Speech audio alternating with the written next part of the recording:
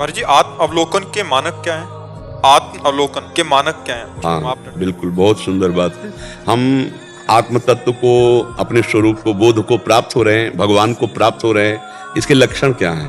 तो बोले निर्माण पहला लक्षण है। उसका मान भाव नष्ट हो जाएगा, उसमें मान प्रियता नहीं रहेगी। प्रणाम, नमस्कार, यश, कीर्ति, प्रतिष्ठा, ये उसको अच्छी नहीं लगेगी।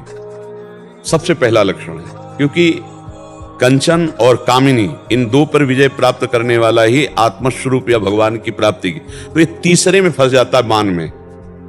जो मान, प्रतिष्ठा, कीर्ति, जो इनका त्यागी है, क्योंकि इनका त्यागी नहीं तो चर्चा नहीं, फिर क्योंकि इनका त्यागी नहीं तो आत्मवान या भगवत भक्त ही नहीं है, वो तो पाखंड है। जो कंचन कामिनी में लिप्त है, वो उसकी वो तो विषयी पुरुष है, चाहे जितना बड़ा जो कुछ वेश बनाए हो, वो स्वांग, नौटंकी, नाटक, पाखंड, दम्भ है। लेकिन जो इनका त्यागी हो जाता है, फिर एक बहुत बड़ी जोर की खाई है, कीर्ति, मान, प्रतिष्ठा, यश, कीर्ति। बोले निर्माण, जो मान रहित है। ये पहला लक्षण है कि ये भगवत प्राप्ति के नजदीक पहुंच चुका या भगवत प्राप्त है। ये आत्मस्वरूप का बोध प्राप्त करने के योग्य हो गया, या आत्मस्वरूप का बोध प्राप्त है। पहला है निर्माण, मान रहित हो जाना, क्योंकि देहाभिमान का नाश हो चुका है। तो अब चाहे एक आदमी उसके माथे पर चंदन लगावे और दूसरा गाल पे थप्पड़ मार दे, उसकी दृष्टि में दोनों के लिए बराबर भाव होगा, ना किसी उसके प्रति राग होगा, ना उसके प्रति द्वेष होगा। निर्माण, फिर अमोहा, किसी से उसका मोह नहीं होगा, ना अपने शरीर से और ना किसी शरीर संबंधी से। क्रियाएं सब ऐसे होंगी व्यवहार की, लेकिन मोह नहीं होगा अंदर का। वो बिछुड़ गया तो उसके लिए रोना, पश्चाताप, सुख, शोक करना, ये नहीं होगा। मोह रहित है, किसी से ममता नहीं, किसी से मोह नहीं, सब में भगवत स्वरूप देखना, अमोह स्थिति। अगर समझ पा रहे हो, किसी से मोह नहीं, अपने भी शरीर से मोह नहीं, नष्ट हो जाए या स्वस्थ बना रहे, वो जो भगवत प्राप्त है।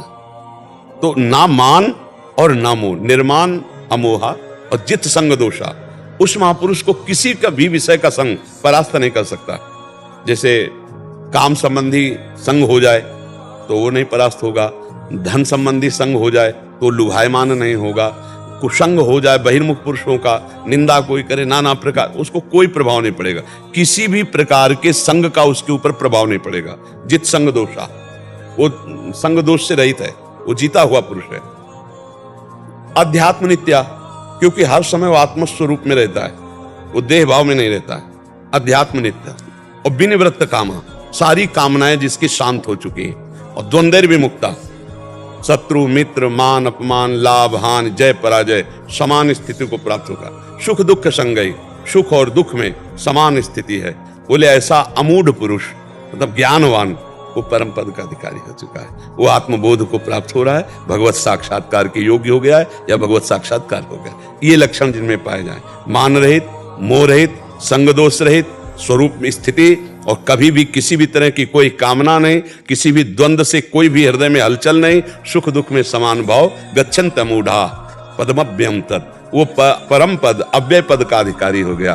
वो आत्म स्वरूप में स्थित, वो भगवत प्राप्त महात्मा हो गया। समझ पा रहे आप?